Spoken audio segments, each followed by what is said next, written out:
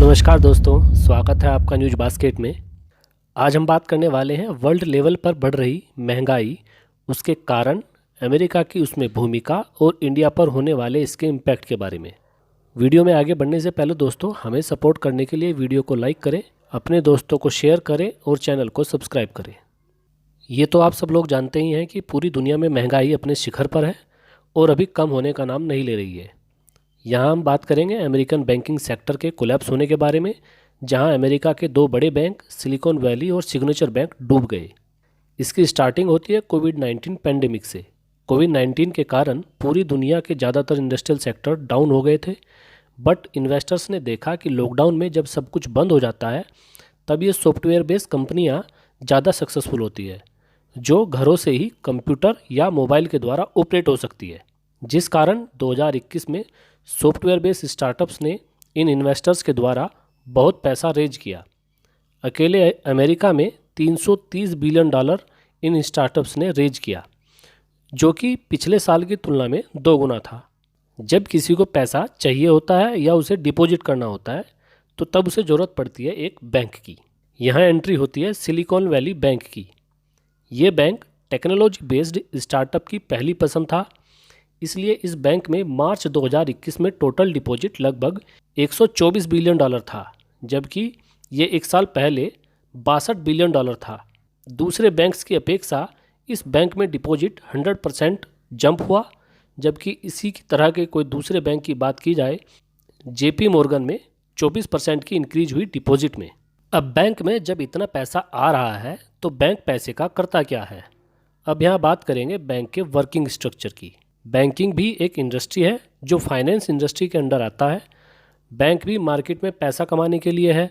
Bank पैसा कमाता है लोन देकर, बहुत सारे अलग अलग फील्ड में इन्वेस्ट करके, जैसे सरकारी बॉन्ड्स खरीद कर, स्टॉक्स मार्केट में इन्वेस्ट करके और गोल्ड खरीद कर। हम यहाँ बात कर रहे हैं सिलिकॉन वैली बैंक की। इसकी स्थापना होती है 1983 में कैलिफोर्निया के सेंटा क्लारा में, और 2015 तक आते आते ये बैंक इतना बड़ा बन गया कि अमेरिका के 65% स्टार्टअप्स को ये बैंक सर्विस देता है। इसलिए टेक फील्ड की कंपनीज इसकी ज़्यादा बड़ी कस्टमर बनी, और इंडिया की टेक्नोलॉजीज़ कंपनी भी इस बैंक की सर्विस यूज़ करती है। ये बैंक स्पेशली टेक स्टार्टअप्स में इन्वेस्ट करता है।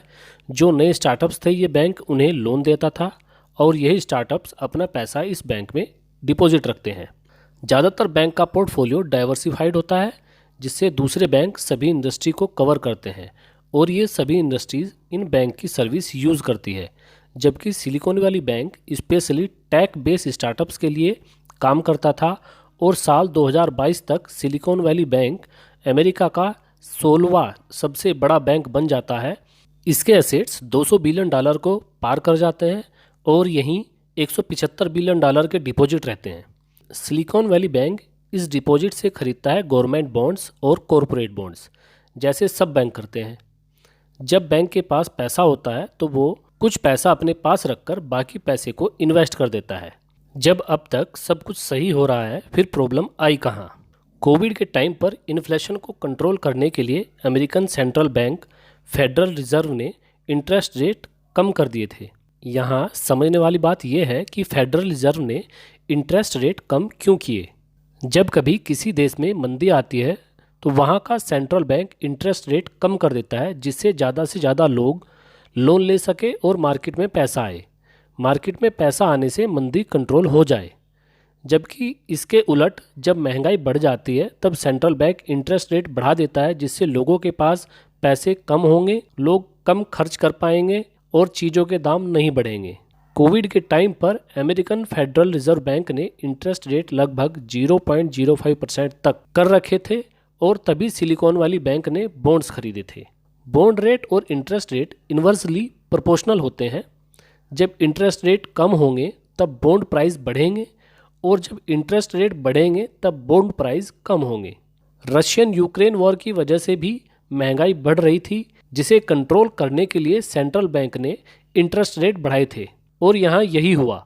फेडरल रिजर्व द्वारा इंटरेस्ट रेट बढ़ाने की वजह से सिलिकॉन वैली बैंक के बॉन्ड्स की वैल्यू कम हो गई। यहाँ एक बात ध्यान देने वाली है कि KPMG एक अकाउंटिंग फर्म है जिसने सिलिकॉन वैली बैंक के ऑडिट में सब कुछ ठीक बताया, बट बैंक के डूबने से एक दिन पहले ही मूडीज़ ने बैंक की रेटिंग को डाउनग्रेड कर दिया था। फेडरल रिजर्व के इंटरेस्ट रेट बढ़ा देने से अमेरिका के साथ साथ दूसरे देशों के बैंकों ने भी महंगाई से निपटने के लिए अपने इंटरेस्ट रेट बढ़ा दिए थे, जिस कारण स्टार्टअप्स लोन नहीं लेते और उन्हें मिलने वाली इन्वेस्टमेंट भी कम हो जाती है। तब ये स्टार्टअप्स अपना डिपॉजिट किया हुआ पैसा निकालने की शुरुआत करते हैं। लेकिन ये बात हम पहले ही कर चुके हैं कि बैंक अपने पास ज़्यादा बैलेंस कैश में नहीं रखता। तब सिलिकॉन वैली बैंक उन्हें ये पैसा देने के लिए अपने बॉन्ड्स सेल करता है, जबकि उसे बॉन्ड सेल करते हुए उसकी मार्केट वैल्यू भी कम थी। इसलिए उसे 1.8 बिलियन डॉलर का नुकसान उठाना पड़ता है। बैंक को हुए इस नुकसान की खबर फैलने से एक अफरा तफरी का माहौल बन जाता है और ज़्यादातर स्टार्टअप्स अपना पैसा निकालना चाहते हैं। इस सब के बीच बैंक के शेयर्स 60% तक डाउन हो जाते हैं। बैंक ने ये कभी फोरकास्ट नहीं किया था कि सभी कस्टमर्स एक साथ अपना पैसा निकालेंगे। इस कंडीशन में बैंक रन हो जाता है। जब बैंक के पास डिमांड के जितना पैसा नहीं होता तो इस कंडीशन को बैंक रन कहा जाता है और बैंक डूब गया। सिलिकॉन वैली बैंक के रन कर जाने की वजह से कस्टमर्स में डर का माहौल बन गया, जिसके साथ कस्टमर्स दूसरे बैंक के भी पैसे विड्रॉल करने लगे और अमेरिका का एक दूसरा बैंक सिग्नेचर बैंक भी रन कर गया, या दूसरे शब्दों में कहा जाए कि ये बैंक भी डूब गया। इंडिया में बैंक्स में डिपॉजिट पैसे करने की इंश्योर लिमिट 5 लाख रुपए तक की है, तो वहीं अमेरिका में ये लिमिट 2.5 लाख डॉलर तक की है। बट अभी की कंडीशन में अमेरिकन गवर्नमेंट ने 100% बैलेंस को इंश्योर किया है और पूरा पैसा वापस करने की बात की है, लेकिन उसमें कुछ टाइम लगेगा। पैसों को मिलने में जितना टाइम लगेगा तब तक स्टार्टअप्स को दिक्कतों का सामना करना पड़ेगा और हो सकता है कुछ स्टार्टअप्स की सांसें भी टूट जाए, मीन्स बंद होने की कंडीशन आ जाए। बताया जाता है कि इंडिया के भी कुछ टेक स्टार्टअप्स के अकाउंट सिलिकॉन वैली बैंक में हैं। दोस्तों, यहाँ बात की जाए कि बैंक इस रन से कैसे बच सकता था, तो बैंक को अपना पोर्टफोलियो डाइवर्सिफाई रखना चाहिए और कस्टमर्स को भी अपना पैसा एक बैंक में नहीं रखना चाहिए। उन्हें थोड़ा थोड़ा अमाउंट करके अलग अलग बैंक्स में डिपॉजिट करना चाहिए। ऐसा करके नुकसान कम किया जा सकता है।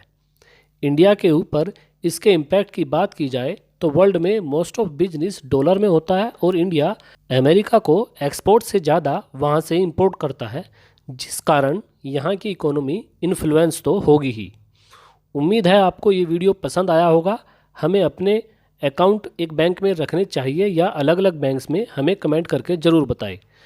धन्यवाद दोस्तों, जय हिंद।